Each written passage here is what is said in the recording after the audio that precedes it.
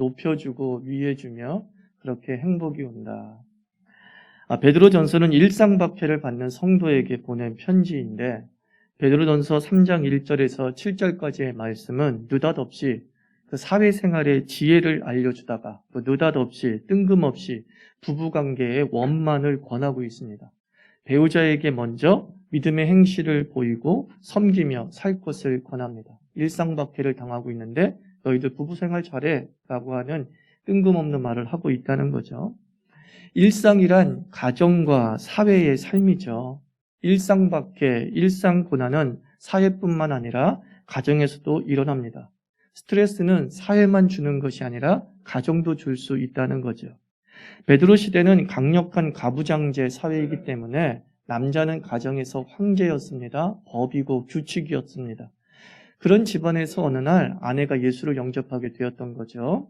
남편은 기독교 신앙을 용납할 수가 없었습니다. 그래서 폭언과 폭력으로 예수 믿지 말 것을 종용합니다. 주일마다 지옥입니다. 가끔 어떤 아내는 이제 대듭니다. 아무리 가부장제 사회라 할지라도 부부관계에서는 사뭇 다른 양상이 드러나는 것이 동서고금의 가정사잖아요. 그래서 신앙 때문에 평안보다는 바람잘 날이 없던 그런 기독교 가정이 있었다는 거죠. 힘든 사회생활, 그런데 가정에서도 힘들다. 그러면 답이 없는 겁니다. 저는 이번 주에 EBS에서 하는 집이라고 하는 프로그램을 유튜브를 통해서 그냥 대거 몰아봤어요. 한 3, 40편을 본 것 같습니다. 아파트가 아닌 주택에 관한 프로그램이에요. 집은 그 사람의 가치와 라이프 스타일이 표현된다고 하죠. 그래서 꿈에 그리던 집을 지은 사람들의 이야기예요. 사회에서 경쟁과 압박 속에 살았습니다. 그런데 집, 여기서 말하는 집은 아파트예요. 아파트에 돌아오면 또 다른 압박이 기다리고 있다는 거죠. 층간소음 그리고 대출금의 압박이 기다리고 있는 거예요. 사회에서 탈출해서 집에 오면 좀 편안할까 싶은데 그 집에서조차도 수많은 사회에서 겪었던 경쟁과 압박이 여전히 존재하고 있더라는 거예요. 그래서 많은 사람들이 그 도시의 아파트를 떠나서 산 좋고 물 좋은 곳에 집을 지은 부부들의 이야기예요. 어떤 부부는 처음 아내는 애들 교육 문제 때문에 주저하는 거죠. 불편함 때문에 그 산 좋고 물 좋은 곳에 집을 짓자라는 것에 대한 반대를 했다는 거예요. 그러나 부부끼리 서로 이야기를 계속 맞춰가면서 결국 이사를 하게 되죠. 그곳에서 살면서 새로운 집을 물 좋고 산 좋은 곳에 짓고 살면서 이 아내가 이렇게 인터뷰를 합니다. 잠실에 살았던 모양이에요. 잠실에 살 때 집은 재산이었어요. 그래서 집값이 오른다고 할 때 너무나 뿌듯했어요. 지금 여기 도시를 벗어나서 새로 지은 집에서는 안식 그리고 집은 가족의 이야기가 담긴 추억이 되었어요. 재산과 추억을 비교한다면 추억이 더 나에게 소중해요. 아주 행복한 미소를 아내가 짓습니다. 아이 중심의 집을 지은 젊은 부부가 있습니다. 아이 중심의 집을 지은 거예요. 아이 중심의 집을. 그 아이들이 인터뷰를 합니다. 우리는 이 집에서 살면서요. 아빠, 엄마가 우리를 얼마나 사랑하는지 느껴요. 그 집의 구조를 통해서. 그 집의 건축 양식을 통해서 아버지, 아빠의 사랑을 느낀대요. 이구동성으로 그 새로 집을 지은 부부들의 말은 무엇이냐면 우리는 이 집을 짓고 더 행복해지고 이 집을 짓고 더 사랑이 깊어졌습니다. 이렇게 말하더라고요. 그 집에 행복하게 나를 만든 그 집에 우리를 더 사랑스럽게 만든 그 집에 살고 있는 사람은 누굽니까? 가족이죠. 가족을 위해 사는 사람들이죠. 그 가족의 최소 단위는 무엇입니까? 부부와 자녀 아니에요. 가족의 최소 단위는 부부이죠.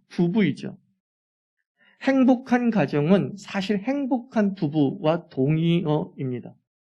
꿈에 그리던 집을 지어서 행복한 것이 아니었어요. 그 프로그램을 보면서 꿈에 그리던 집을 지어서 행복한 게 아니에요.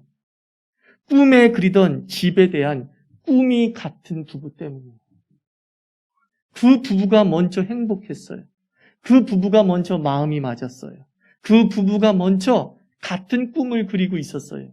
그래서 그 집이 행복했던 거예요. 그 집이 참 좋은 곳이다 라고 여기게 되었던 거죠. 부부의 종교 차이, 가치 차이로 인해서 일상 박해, 일상 스트레스가 집에서도 행해지고 있습니다. 우리는 이것을 어떻게 헤쳐나갈 것인가? 베드로 사도는 여기에 주안점을 맞춘 거예요. 세상살이도 힘든데 일부 그리스도인들 중에는 가정생활도 힘들구나, 이걸 본 거예요. 이 일상 박해 속에 살아가는 이들이 가정이 행복하다면 이것을 견뎌내면서 나그네 길을 인내로 달려갈 수 있을 터인데, 저들이 사회생활의 압박, 일상 박해를 견디지 못하는 이유는 충전하고 힘을 줄 수 있는 가정에서조차도 모든 진을 빼내는 경쟁과 압박이 여전히 존재하고 있구나. 그래서 베드로 사도는 부부에게 초점을 맞춘 거죠. 여러분들, 이 일상 박해 삶을 어떻게 헤쳐나갈 것입니까? 여러분들, 가정생활의 이 피폐함을 어떻게 헤쳐나갈 것입니까? 선뜻 두 가지 방법이 떠오릅니다. 첫째는 도망이고 둘째는 저항이죠. 그래요. 그 집 도망가면 끝이에요. 그 남편 도망가면 끝이에요. 그 아내에게서 도망가면 끝이에요. 아니면 좀 내가 드세다 싶으면 저항하면 되는 거예요. 대들면 되는 거예요. 싸워서 눌러버리면 되는 거예요. 그런데 이 도망과 저항은 베드로 시대 사회 여성이 실행하기에는 버거운 방법이에요. 현실 불가능해요. 도망가면 도망갈 데도 없고, 저항하면 그 아내가 죽임을 당해도 어쩔 수 없는 그런 사회예요. 살인죄로 적용이 되지도 않은 그런 사회예요. 지금도 인도의 힌두교 카스트 제도 속에서, 강력한 가부장제 사회 속에서 딸들이, 아내가 무참히 살해당하는 일들이 벌어짐에도 불구하고 사회가 도와주지를 않잖아요. 옛날에는 더 오죽했겠냐라는 것이죠. 도망한다, 저항한다, 이것으로 가정의 박해를 피할 수는 없다라는 거예요. 그렇다고 한다면 또 하나의 방법이 있겠죠? 체념하는 거예요. 지 죽은 듯 사는 거죠. 나 교회 안 가? 그러면서 몰래 교회 가서 눈물로 기도하죠. 우리 집에 마귀 새끼가 있어요. 주님 무너뜨려 주시고. 20년, 30년 전에 예수 믿지 않는 남편, 예수 믿지 않는 아내는 다 마귀 새끼였던 거예요. 쳐 죽여야 될 존재였던 거예요. 그렇게 기도하고 소소한 복수를 하기도 하죠. 밥을 안 챙겨주거나 정성을 들이지 않습니다. 그게 가정 박해를 피해보고자 하는 아주 소극적 방법 중에 하나였죠. 그러나 또 하나가 더 있더라는 거예요. 그것이 바로 베드로가 권면하고 있는 내용입니다. 그것이 무엇이냐? 진정으로 섬겨봐라, 이렇게 이야기합니다. 너희가 일상 박해를 당하면서 가정에 바람잘 날이 없을 때에 그 가정의 바람을 평온하게 만들 수 있는 방법이 하나 있는데, 도망도 아니고 저항도 아니고 체념도 아니고 진심으로 섬겨봐라는 겁니다. 베드로전서 3장 1절에서 아내 여러분, 이와 같이 여러분도 남편에게 순종하십시오. 그렇게 하면 비록 말씀에 순종하지 않는 남편이라 할지라도 아내의 말없이 행하는 행실을 통하여 구원을 얻게 될 것입니다. 잘 섬기면 그 남편이 변화될 수 있을 거라는 거죠. 이는 남편도 마찬가지입니다. 베드로전서 3장 7절, 남편 여러분, 이와 같이 여러분도 아내가 여성으로서 자기보다 약한 그릇임을 이해하고 함께 살아야 됩니다. 그리고 생명의 은혜를 함께 상속받을 사람으로 알고 존중하십시오. 그렇게 해야 여러분의 기도가 막히지 않을 겁니다. 아내로서, 남편으로서 배우자에게 어떻게 대해야 될 것인가? 그리스도인의 삶에서 그리스도인다운 아내, 그리스도인다운 남편은 어떤 모습이어야 되는가를 먼저 알려주고 있어요. 도망하고 저항하고 체념하기에 앞서서 우리가 먼저 그리스도인답게 한번 살아봅시다. 그러고 난 다음에 도망가고 체념하고 늦지 않다는 거죠. 자기 자신에게 한번 물어보자고 베드로 사도는 도전하고 있는 거예요. 당신은 정말로 남편을 그렇게 사랑했습니까? 당신은 정말로 아내를 그렇게 대한 적이 있습니까? 진정성이 없을 수도 있지 않습니까? 우리의 마음가짐을 먼저 한번 돌이켜 봅시다. 저 인간이 마귀새 길에서 절대 변하지 않을 거라고 생각하기에 앞서 우리가 정말 배우자를 그렇게 순종하고 존중하는 진정한 섬김의 자세로 대한 적은 있었습니까? 라고 물어보는 거죠. 그래서 한번 그런 적이 없었다면 한번 그렇게 한번 해봅시다. 그리고 나서 안 되면 그때서야 원망하고 한번 불평해 봅시다. 라고 하는 분위기로 말하고 있는 겁니다. 진정한 섬김이라는 것은 순종과 존중이라는 거죠. 남편들아, 아내들아 남편을 순종해라. 아내들아, 남편들아 아내에게 존중하라. 순종과 존중을 우리 21세기의 언어, 우리의 친근한 언어로 해석하자면 이겁니다. 높여주고 위해주는 것. 그게 순종이고 그게 존중이에요. 순종이라는 건 뭐라고요? 높여주는 거예요. 존중이 뭐예요? 위해주는 것이죠. 부부관계에서 이 높여주고의 삶이 얼마나 중요한지요. 집을 지은 부부 얘기를 다시 한번 하겠습니다. 이 집을 지은 부부들은 어떻게 그 집을 지을 수 있었느냐? 남편의 일방적인 전원생활의 로망이 남편들에게 있잖아요. 남자들에게 있잖아요. 남자들의 일방적인 주장에 의해서 집을 지은 사람들 한 명도 없더라고요. 그 EBS 집이라는 프로그램에서 보여주는 그 집은 남편만 사는 집이 아니야. 아내만 사는 집이 아니야. 부부가 사는 집만 보여줘요. 부부가 함께 사는 집. 서로의 의견을 존중하면서 그 집을 지은 거죠. 아내는 도시의 삶에 좋아합니다. 근데 남편은 좀 더 이 숲에서 살고 싶고 산에서 살고 싶습니다. 자연에서 살고 싶습니다. 그래서 이 두 부부가 서로 절충안을 냅니다. 여보, 나는 도시 삶을 포기할 수 없어. 남편은 나는 정말 숲에서 살고 싶은데 아내의 의견만 통했다면 계속 아파트 살아야 되고 남편의 의견만 통했다고 한다면 남편은 또 혼자 떨어져서 오두막 같은 거 짓고 살아야겠죠. 근데 이 부부는 서로 절충안을 찾아 그래? 도시의 삶도 가능하고 당신처럼 당신의 의견대로 도시의 삶이 가능하고 또 당신의 의견대로 숲의 삶이 가능한 곳 있을 거야. 한번 찾아보자. 그리고 찾다가 정말 찾았어요. 서울에도 도시인데 숲속의 삶을 살 수 있는 곳이 있다라는 것을 발견하는 거죠. 그리고 그곳에 집을 짓고 살아가는 부부. 서로의 의견을 인정해 주는 거죠. 높여주는 거죠. 당신의 라이프 스타일을 내가 인정해. 당신의 라이프 스타일을 내가 존중해. 라는 거죠. 사회생활하는 남자는 아내를 무시하기 일쑤입니다. 당신이 뭘 한다고 그래? 이 말이 우리의 입버릇처럼 되어 있습니다. 우리는 얼마나 배우자를 경시하고 낮추는지요. 아내도 남편 무시하기는 마찬가지입니다. 어쩌다 한번 자녀들에게 잔소리하면 그렇게 무책임하게 청결하지 마라고 아내들이 대듭니다. 도대체가 집안 내에서 서로의 의견과 가치가 존중받지 못하고 있는 거죠. 높여주지 않고 서로 하대하고 깎아내리기에 일색인 부부에게 어떻게 세상의 압박을 이겨낼 수 있는 힘을 충전받을 수 있겠습니까? 다 녹아내지는 거죠. 진이 다 빠지는 거죠. 그러니까 아침에 일어나면 죽고 싶은 거예요. 아, 출근하고 싶지 않다. 왜 출근하고 싶지 않습니까? 충전되지 못했기 때문에. 충전됐으면 나가게 돼요. 집에 왔는데 더 진이 빠져버리는 아내와 남편. 아침에 아내가 왜 늦게 일어나죠? 이건 생각 안 해봤나요? 남편이 그렇게 진을 빼놓은 거예요. 우린 남편은 그 생각은 못해. 아내가 사회생활하는 남편을 이해하지 못할 수도 있지만 남편이 집안생활하는 아내를 이해하지 못해요.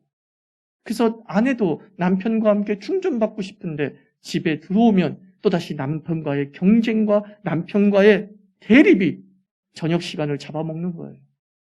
그래서 아침에 아내들이 못 일어나는 거예요. 게을러서 못 일어나는 게 아니에요. 그녀도 진이 빠진 거예요. 그만 진이 빠진 게 아니라는 것을 우리에게 알려주죠. 높여주는 삶이라는 것은 일단 경청 아니겠습니까? 잘 듣는 거죠. 부부관계끼리 제일 잘 안 듣는다고 하잖아요. 그냥 일방적으로 서로 말을 해버립니다. 그리고 그 경청하지 않는 그 모습은 언어의 폭력으로 드러나죠. 언어의 폭력이라는 건 이런 거더라고요. 명령어를 사용한대요. 부부관계에서 명령어를 사용하는 게 바로 언어 폭력이에요. 그게 바로 서로에 대한 하대이다라고 하는 것이죠. 뭘 해도 해! 이거 해! 여보 이거 저거 해! 이렇게 얘기한다는 거예요. 이것을 좀 더 우리가 부탁의 언어로 바꿀 수 있지 않냐는 겁니다. 그 사람이 나에게 높은 사람이라고 여기지면 이것 좀 해줄래? 저것 좀 해줄래요? 이거는 안 했으면 참 좋겠어요. 명령에서 부탁으로만 바뀌어도 부부관계의 의견들이 서로 오가고 경청하게 되고 진이 빠지는 것이 아니라 충분히 공급되어지는 그런 가정사를 이룰 수 있다라고 말합니다. 우리 그리스도인들이 그렇게 살아야 된다라고 베드로 사도는 2000년 전에 앞서서 말하고 있습니다. 심리학자들의 발견을 2000년 전에 하나님의 계시를 토대로 해서 말하고 있어요. 너희들은 서로 순종하라, 서로 높여주라 라고 말합니다. 하대하고 명령하는 것이 아니라 부탁하고 그리고 의견을 서로 교환하며 상대방의 라이프 스타일을 인정해 주라 라고 말하고 있는 겁니다. 그리고 존중해 주라, 위해 주는 삶을 살라 라고 말합니다. 저희 집안에서 나온 가십이에요. 어느 부부가 살고 있었는데 남자가 바람이 났네. 남편이 바람이 났네. 그래가지고 안 되겠다. 이제는 이 남자를 갖다가 그 첩의 집에서 들어 앉혀야겠지. 집으로 다시 들어오게 해야 되겠다. 그래서 조강지처가 그냥 팔을 걷어붙이고 그 첩집에 갔다는 것이죠. 첩집에 갔는데 가자마자 방에 들어가지도 못하고 그냥 돌아서서 나왔대요. 이유가 뭐냐면 그 첩집에 갔더니만 남편의 신발이 보이더래요. 근데 남편의 신발이 아주 깨끗한 은쟁반 위에 탁하니 놓여있더라는 거예요. 미쳤죠. 은쟁반에 왜 신발을 놔요? 근데 딱 보고서 조강지처가 생각했대요. 나는 저 여자 이길 수 없다. 남편은 절대로 안 돌아올 거다. 하고 체념한 상태로 돌아갔다라는 것이죠. 뭐예요? 너무나 떠받들고 사는데 이 떠받들고 사는 이 삶에서 그가 어찌 무시당하는 자기 집적으로 돌아올 수 있겠냐 이 생각을 했던 거죠. 예전 교회 은퇴 권사님의 댁을 신방을 했습니다. 근데 권사님들이 생뚱맞게 사별한 남편 바람 얘기를 32살밖에 안 된 부목사한테 막 끄집어내더라고요. 내가 말이야 목사, 하목사 그러면서 이제 막 말씀을 하시는 거예요. 남편이 바람나가지고 내연녀를 찾아갔대요. 얼마나 잘난 여자이기에 우리 남편 마음을 빼앗나 또 마음을 빼앗겼나 싶어서 찾아갔대요. 근데 자기가 충격을 받았대요. 그 내연녀의 외모가 너무나 떨어지더라는 것이죠. 순간 그 권사님이 40대였다는 거죠. 내가 저런 여자한테 졌단 말이야. 자존심 바닥 떨어졌다는 거예요. 내가 저런 여자한테 졌다고? 저 말도 안 되는 여자한테 남편을 빼앗겼다고? 자존심이 너무 바닥으로 떨어지는 것이죠. 고작 바람핀다는 게 저 후질구전 아줌마냐? 라고 남편에게 따져 물었대요. 그러니까 남편이 그러더래요. 야, 저 사람은 말이야 나를 위해주고 나밖에 없는 듯이 산다. 그 말만 하더래요. 뒤통수 맞은 것이죠. 그리고 이제 뒤에 권사님이 마무리를 하기를 그렇게 두 집 살림하다가 평생 두 집 살림하다가 지속 편하게 지가 먼저 세상 떠났어요. 이러면서 마무리를 하더라고요. 정말 남자가 바람을 폈는데 바람 핀 것이 그녀의 외모에 반한 것이 아니었다는 거죠. 너무나 후질근하고 자기의 외모와 비교해서는 아줌마 같은 진짜 전형적인 아줌마 같은 그녀에게 왜 남편이 빼앗겼느냐. 저 사람은 나만 위해 산다. 라는 것을 뼈저리게 느낀다는 거죠. 우리 집 보물 1호 자녀입니까? 여기서부터 위기 신호가 나오는 거예요. 우리 집 보물 1호는 자녀가 아닙니다. 우리 집 보물 1호는 배우자입니다. 내가 가장 위하고 보듬으며 살아야 될 보물 1호가 누구냐? 애지중지해야 될 존재가 누구냐? 배우자다. 라는 겁니다.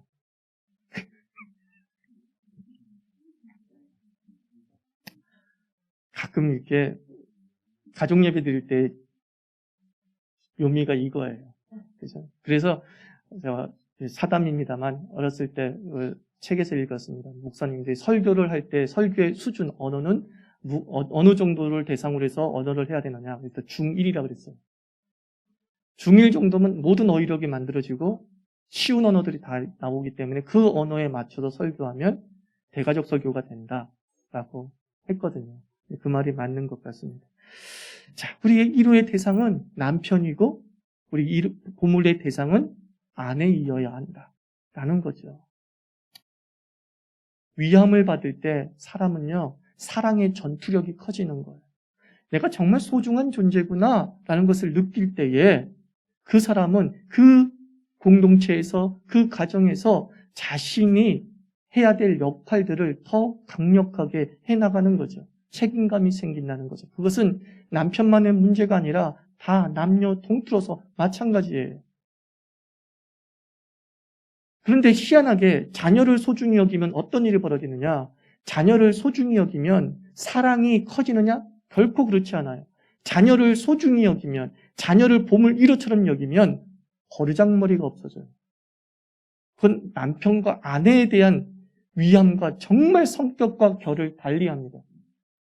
내가 아내를 위하고 내가 남편을 먼저 위하는 삶을 살 때에는 서로에게 사랑의 시너지를 집어넣으면서 더욱 예의가 생기고 그리고 생명의 공유감을 느끼는 반면에 그냥 신처럼 자녀를 떠받들고 위해주고 살면 그 자녀는 정말 신이 돼버려요. 그래서 부모와 아기를 먹같이 하는 일이 벌어지는 거예요.